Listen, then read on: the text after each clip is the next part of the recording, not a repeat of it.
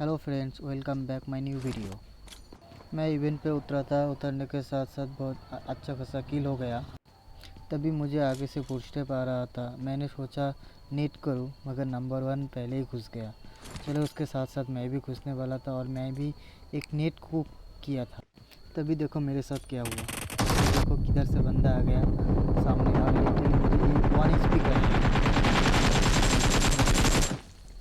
मैं भी पहले एक नॉक, उसके बाद एम्पर से फिनिश। स्लो मोशन में देखो कैसे कवर से बाहर आया और मुझे 1 HP कर दिया। मैं एक एम उठाया, फायर दिया और वो बंदा फिर से कवर में गया था और मैं आगे जाके एक एम से लॉक, उसके बाद सीधा फिनिश।